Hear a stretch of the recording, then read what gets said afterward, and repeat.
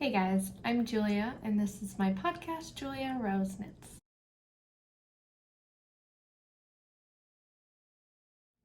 Today I wanted to go over my newest pattern, the cabin socks. I love these socks. They were so much fun to knit.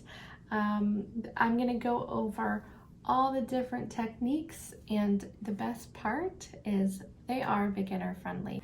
I designed this pattern with beginner knitters in mind. So if you're a little intimidated by both sock knitting and color work, this is a really good place for you to start. You'll learn a ton of techniques that are really going to elevate your knitting.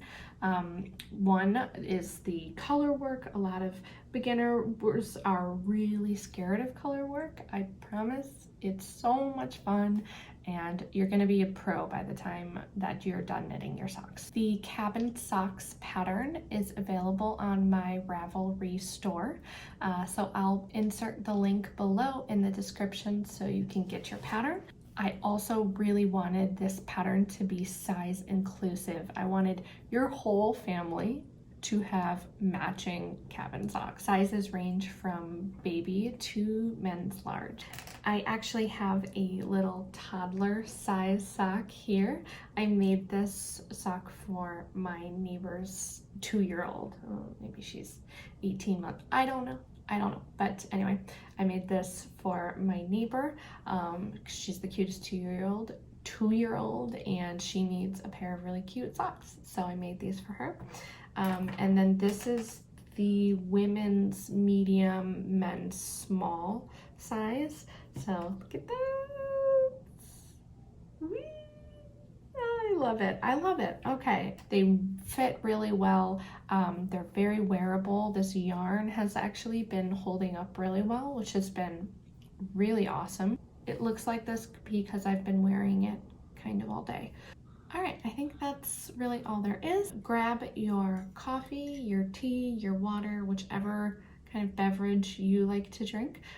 It's a very cold day here in Cleveland, so I have my coffee.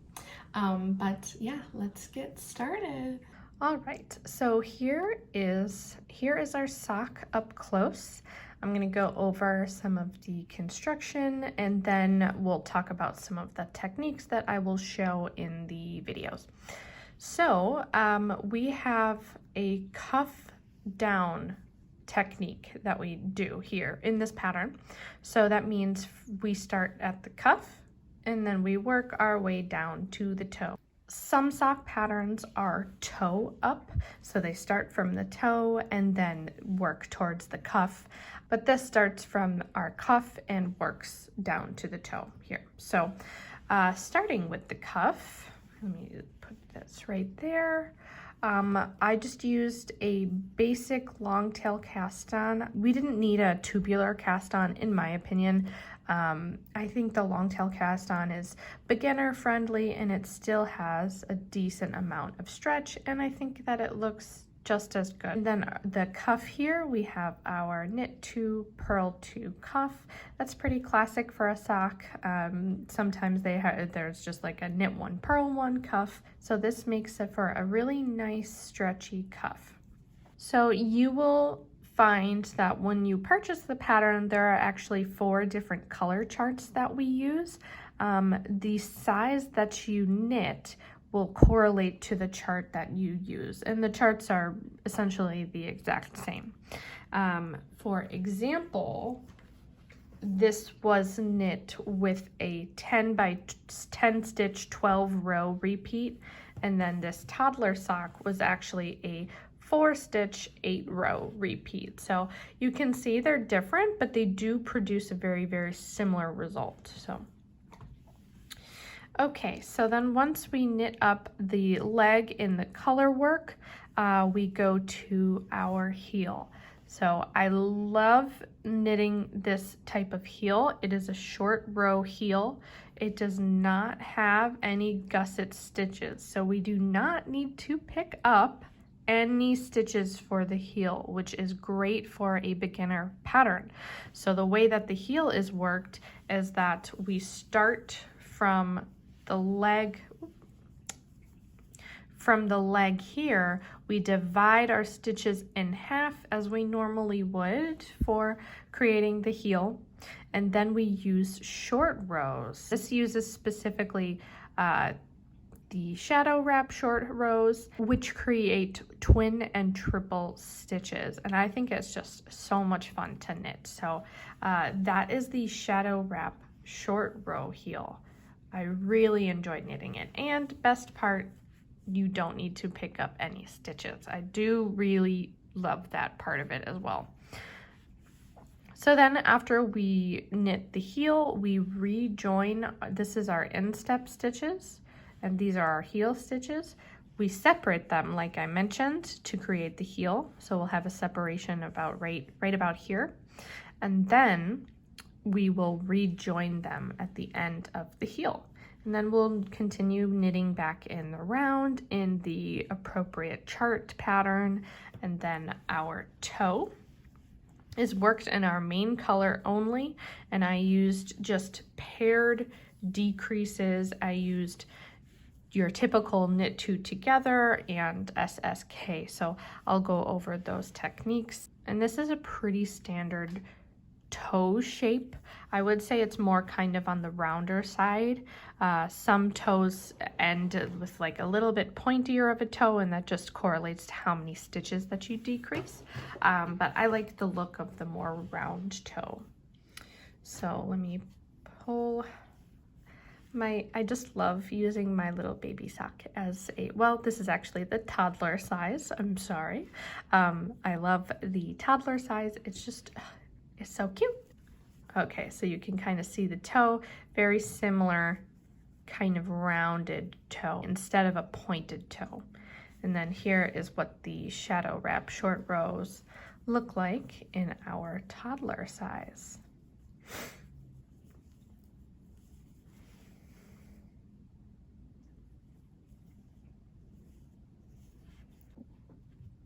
All right, now that we've gone through the construction of this sock, I'm going to go over the specific techniques that I want to cover in these videos, starting from the cuff, of course. So I will show you how to make a slip knot. Then I'll show you how to do the invisible join technique that I use here. Anytime I knit in the round, I always automatically do the invisible join. I just think it creates a really seamless cast on edge from where you join them. I think that's exactly where I did the invisible join, and you can barely tell. So I'll show you how to do that. And then I'll show you how to do the long tail cast on, and then the knit 2 purl 2 rib. And then I do want to spend a good amount of time on color work. So color work can be very intimidating if you've never done it before, but it's really, once you get the hang of it, it's so doable. It's so doable, and it'll just be in your knitting muscle memory bank forever, basically. And it doesn't really matter which way that you knit, whether it's English style holding it in your right or continental holding in your left. So it doesn't matter. I will also demonstrate how to catch your floats. So the floats are basically the color of yarn that you're not currently knitting with. It gets carried across. So you can see if I flip this sock inside out, all these strands here, that's where the floats are traveling. So that means I didn't knit with this yellow color. And so you'll see here, don't do what I did. I got really distracted. This is where I trapped or caught my floats, or catching my floats. I did that in the same exact position for a few rows, which leads to not as good tension. Can you see what happens there? It creates some ladders when you catch your floats at the exact same position. So you don't want to do that. I think I was watching something on Netflix, or Forensic Files probably. When I got down here, I definitely started to get better at staggering them. So you'll see these little purl bumps out here. That's where I trapped them. and I staggered them. Even if it's just a stitch away from where you trapped it last time, that's so much better than trapping it literally right on top of each other. Don't do that. Do not do that. So that is the much better way to do that. And so I will talk about that as well. Let me flip my sock back. Okay, and I will also kind of just a brief demonstration on how to read the color work charts. And then I also want to show you how we do the paired decreases. Like I mentioned, it is the knit 2 together and the SSK to get nice edges there. And you can tell I've already worn the heck out of this sock. And it's holding up pretty well. I'm pretty impressed with this yarn. It's doing pretty good. Okay, so next we are going to discuss yarn. All right, so the yarn that I used for my cabin sock was Malabrigo yarn. This one here is the Malabrigo Ultimate Sock in the color Oro. This I used for my main color, so I used it in the cuff, the heel, and the toe. That is where you knit with your main color only. And then this is our contrasting color, and that's what I refer to as the contrasting color throughout the entire pattern. This Ultimate Sock yarn is, let me check my notes here. It's a fingering weight yarn, of course, or a sock weight yarn. It is 75% superwash merino wool with 25% nylon. So it's got that really nice stretch to it. This is the Malabrigo Machita in the color Lava. This is only 100% merino, superwash merino, so it doesn't have that nylon like this sock yarn does, but that's okay. I saw this and I had to have it. It is beautiful. Look at those like blues and purples that just pop out of there. I mean, and then it's gorgeous. I really like it. So you can use any 2 fingering or sock weight yarns. I recommend one of them is specifically sock yarn with some type of nylon in it or some type of material that's going to give it that extra stretch. And then one of them doesn't really need to have that at all. So kind of, this does not have the nylon. Look how much I can stretch it. Or I guess how little I can stretch it. This does have the nylon. I don't know if you can really see the difference, but I can feel it, and it is a pretty good difference. So if you do kind of want the same effect that I have here, like you can see that I use a solid color for the main color parts, but then I do use the variegated yarn, and this just gives extra dimension in my opinion. So I used one super just solid color and one variegated color. All right, now I briefly want to talk about your gauge swatch. Making a swatch and getting gauge is extremely important. I don't want to spend too much time talking about this. I do anticipate that I will make a very in-depth video tutorial on creating a swatch, blocking it, and how to calculate, what your stitch gauge and your row gauge is. So I'm going to touch on that in a separate video. So I just want to briefly touch it here. But basically you will need to swatch in the color work chart that you will use for the pattern and get the exact same stitch and row gauge that I get in my pattern. So this is a really important step if you want socks that fit you. I always make a swatch in the round if I'm knitting in the round, so that's why these are all frayed and tassel-y here. So I actually knit in the round, but I just draped my yarn across the back when I worked on the wrong side. So I kept knitting on the right side.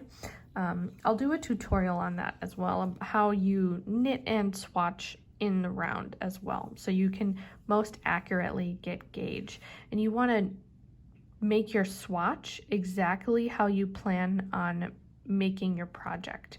So I knit with the exact same needles, I knit in the round, or if it's something that I'm knitting flat, I would knit flat.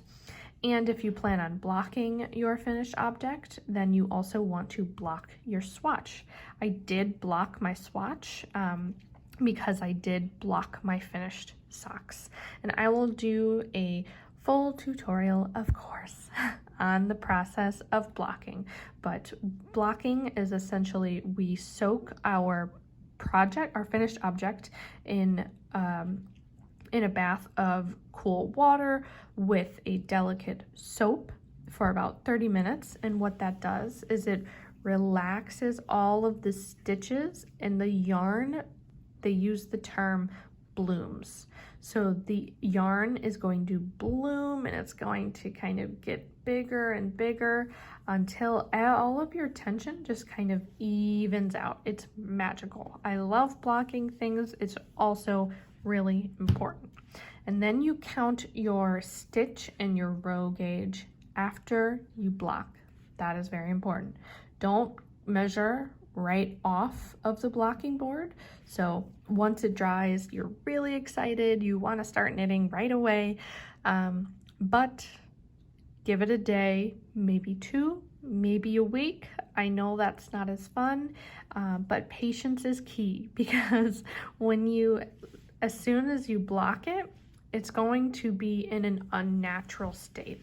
After a little bit of time, those stitches are going to go back to its natural state, and that's how you want to measure it. This is just kind of like a little tips and trick thing.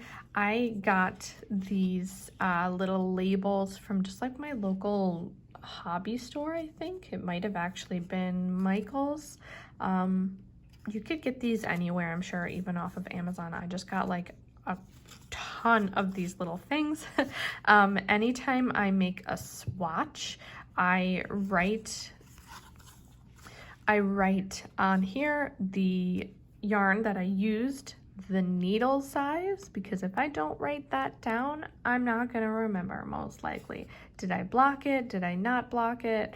And then you can see I did a little experiment here. I actually measured my gauge before I blocked it and after I blocked it to see the difference, and there was a difference. So then I put my inch gauge and my 4-inch gauge. So that's just how many stitches I have in 1 inch, how many rows I have in 1 inch, and then 4 inches as well. So that's just kind of like a little pro tip. Okay, so let's go over materials really briefly of things that you will need to make your cap and socks. So of course, you're going to need your knitting needles of choice. You will need both US 1 and US 2 size. I have my US 1 needles here. I use circular needles. You can use DPNs, just whichever your preferred knitting method is. Totally okay, totally up to you. You will need some yarn clippers or scissors. So this is like a thread cutter. I just kind of carry this with me everywhere I go.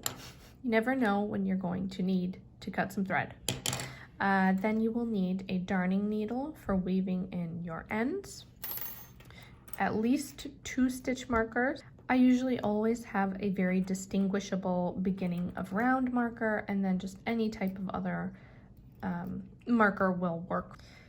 Then you will need scrap yarn or a stitch holder or just an extra long cable for holding your instep stitches when you separate them.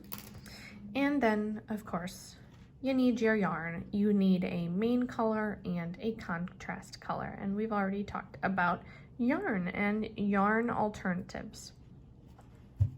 And that's pretty much it. Now that you have your swatch, you've blocked it, and you've gotten gauge, and you have all of your materials, you can finally start to knit your sock. Yay!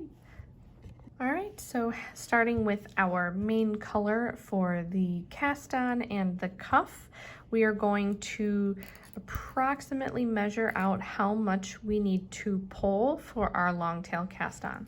So I need to cast on 53 stitches for my size sock. So I just drape it over the needle like that, and then I wrap it around 10 times. So 2, 7, 8, 9, 10. And then I pull that off. So that's about how much I need to cast on 10 stitches, and I need to cast on 53. So I'm just gonna double it over. 2, 3, 4, 5. And I like to do one extra one for just in case. It's always good to have a little bit longer of a tail than you might think that you need. Okay, so starting with your smaller needles, I'm starting with my US one. We're gonna make our slip knot. And the way I make my slip knot is not the way everybody makes their slip knot. So, you know, you can of course use the method that I use, or if you prefer a different method, that is totally okay. I have my yarn tail end on the left and my ball end on the right. Wherever you want to make your slip knot, that's where you'll do this. So I'm going to use my pointer and my thumb to go underneath the yarn and then twist that so that I have a loop. And I kind of use my pointer and my thumb to pinch that yarn there. And then I bring my ball strand under and through that loop, insert my needle under just that center one, let go, and pull the 2 bottom strands. And there I have my slip knot. So before you start casting on your stitches, you just want to make sure you have your yarn strands set up where they need to be. So my long tail is coming out in front of my needle. See that there? And then the strand that is connected to my ball is coming out from the back. And that is the correct setup for doing the long tail cast on.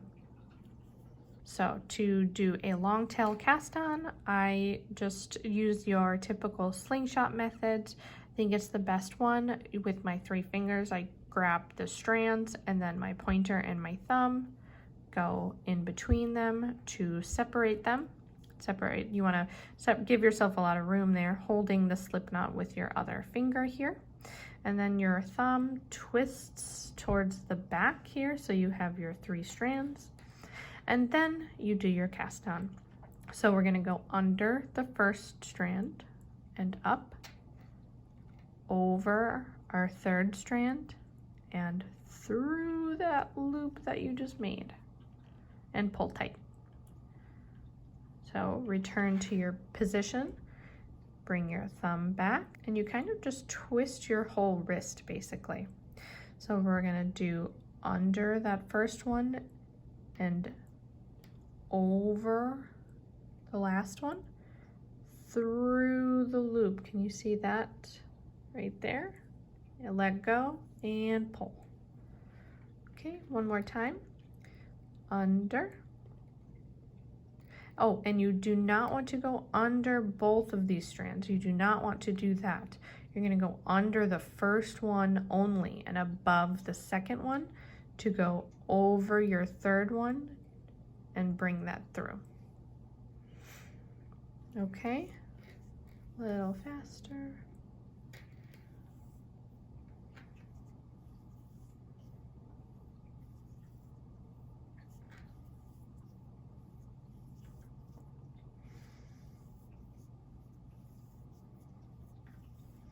All right, so let's see how many, 2, 4, 6, 8, 10, 12, 13.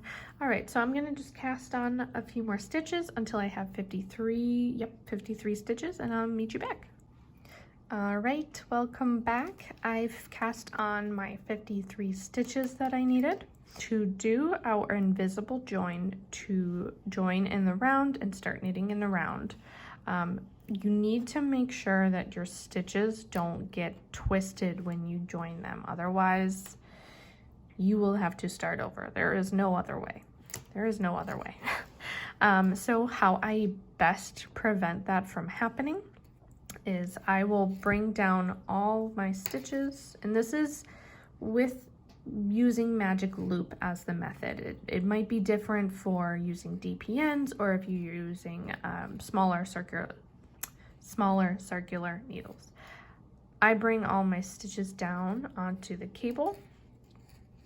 Make sure all of my cast on edge stitches are pointing inward. You can see how they're pointing in. We don't want them like that. That is twisted. That is twisted. You do not want that. You want your cast on edge to be pointing into the center, going into the center. So I make sure those are all aligned correctly. And then I go into about half of the stitches and I pull my cable through.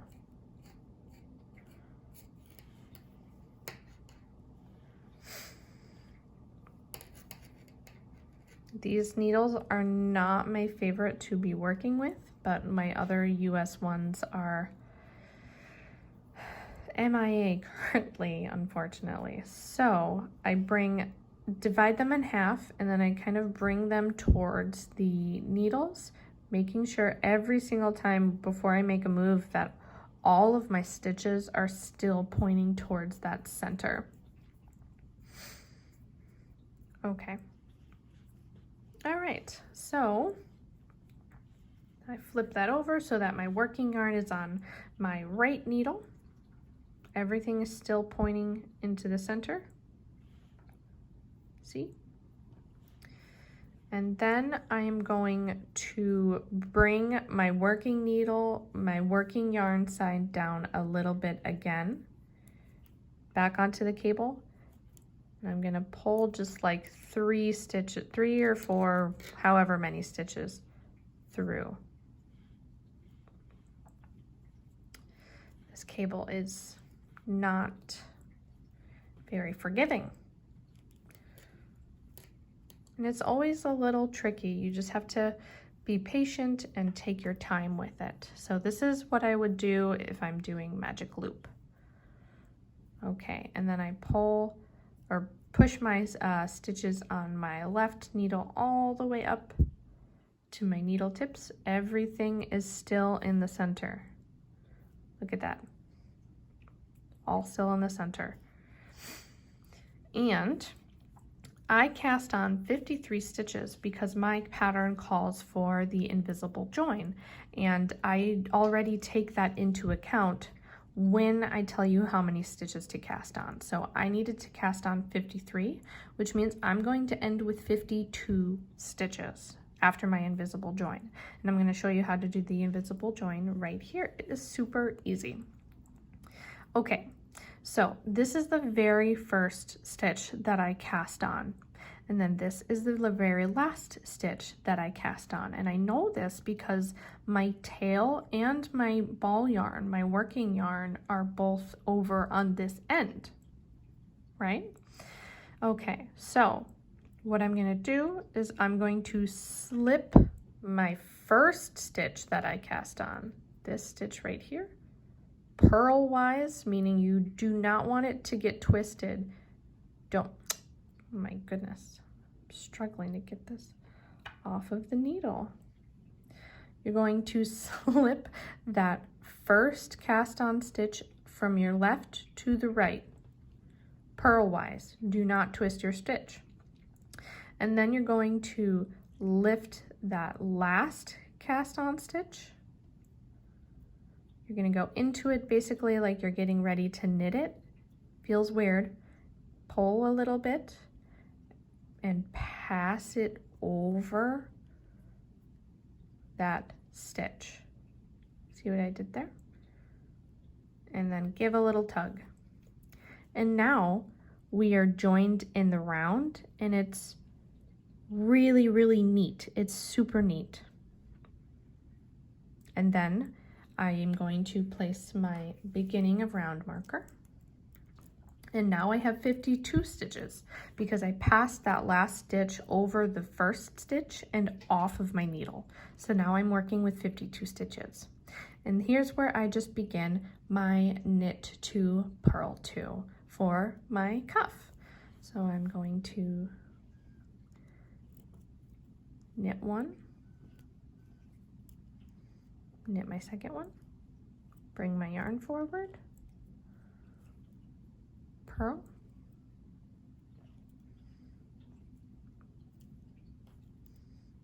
purl that stitch, and repeat.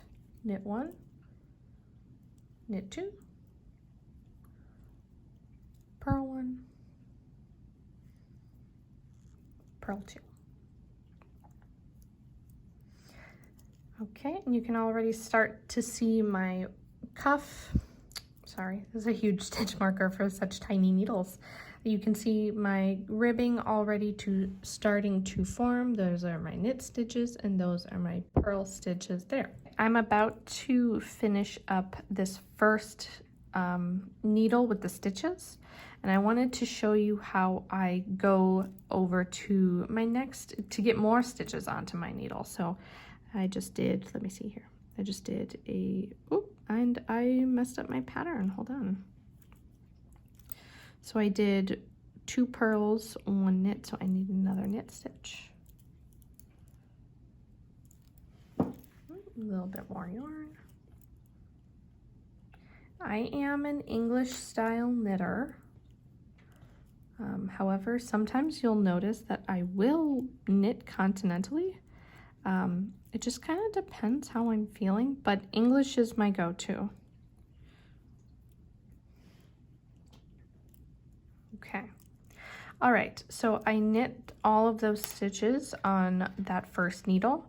Now I need to bring all of these ones up onto that needle, that same needle. So I'm going to just pull my cable through until all my stitches. Again, these needles, I really should have picked a different needle set for you. I'm sorry. I usually use my Chow set, but I don't have a US one in my Chow set. Okay, so I pushed those stitches up and everything is still pointing to the center. So I feel pretty good that I didn't twist anything. Yay! I still do it from time to time, so not to worry if it happens. You just have to start over. So okay, and then since I'm doing magic loop, I'm gonna pull these ones down,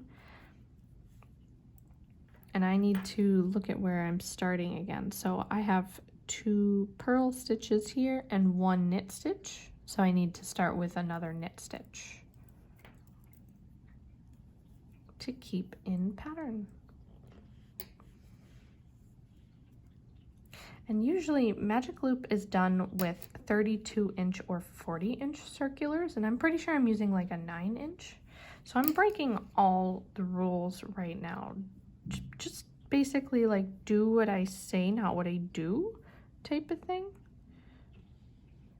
So I'm gonna go into that first stitch and knit.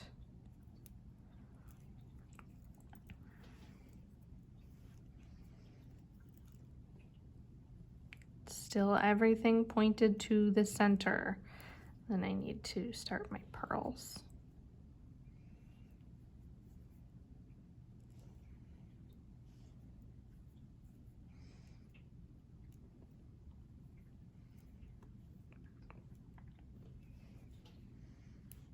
This first round is always tricky. It's always really tricky, especially with such small needles. If you are still new to knitting, I also recommend using either wooden or bamboo. They have a little bit more grip to them as opposed to these metal or like stainless steel needles. Usually those are going to make your yarn like really slippery, and you might have stitches that fall off of the needle a lot. So I recommend, if you are still on the fresher side, start with needles that have that extra grip to them. And I'm still just doing my knit 2, purl 2. Everything always seems to be a lot tighter as well for the first couple of rounds, so I feel like I'm always just like pulling these or something, and it's gonna make my knitting and my tension all funky, but it'll work itself out, promise.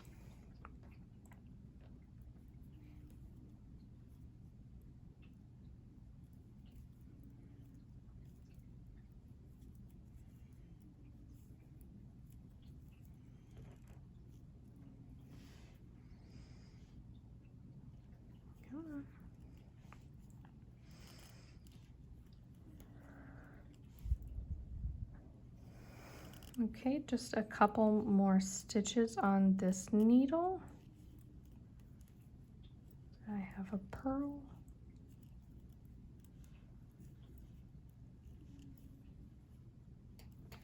Okay, and then I have a couple more stitches before my beginning of round or my end of round. So I'm going to do exactly what I did. Those stitches remaining, pointing towards the center. Move all these stitches up, come on.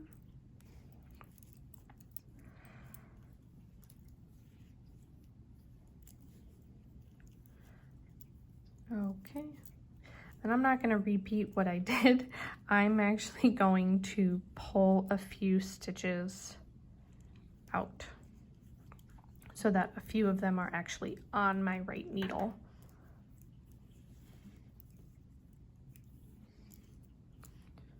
Still checking, because we haven't finished that first round, that nothing is twisted. So I just made a purl.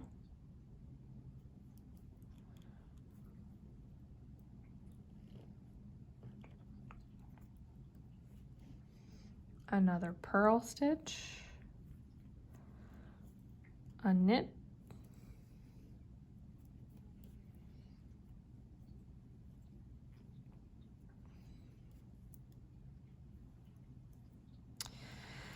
and look at this.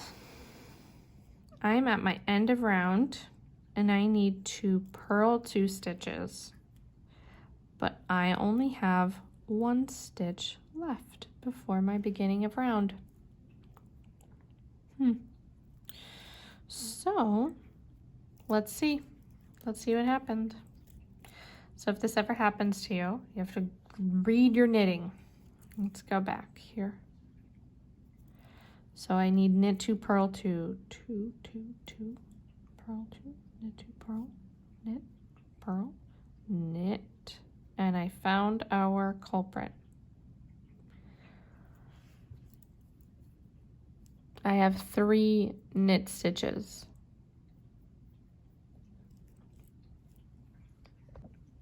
So I have a couple choices here. I can, since I'm not far in at all, I can rip it out and I can start over.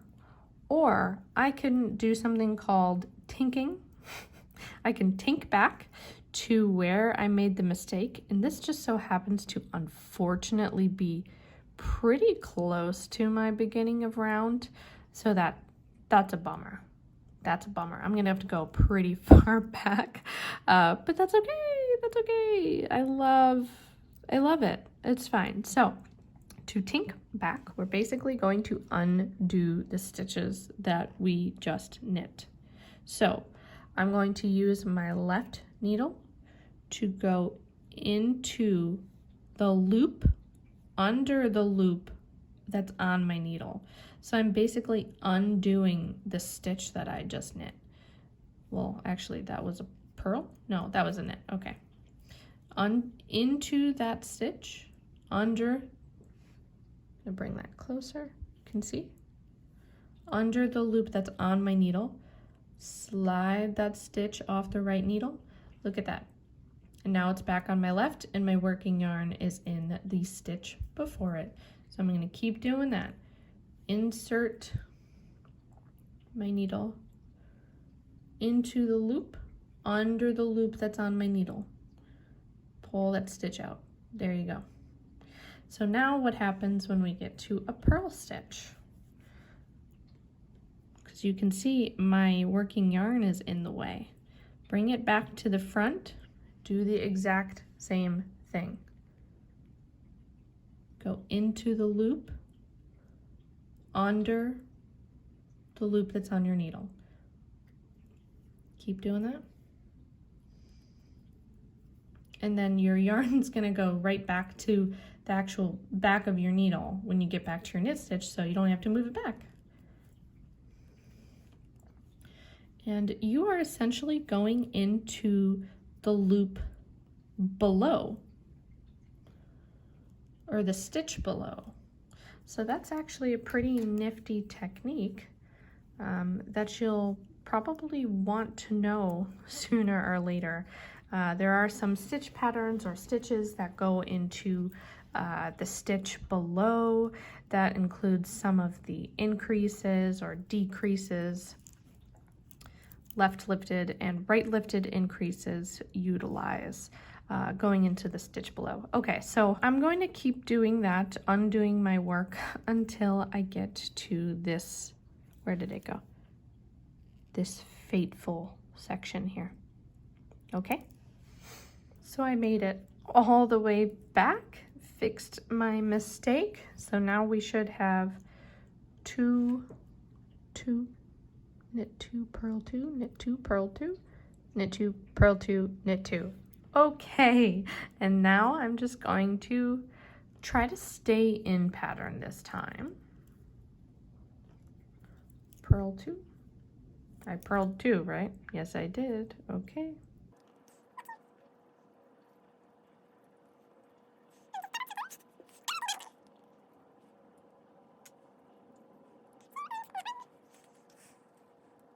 Let's see how I did. I have a few more stitches before my end of round. I have 4 and I have 2 purls, so I have 2. Okay, we should be good to go. Woo, that was so much fun, wasn't it? But we learned a new skill, and that is called tinking, going back and fixing some mistakes. So slip my beginning of round marker.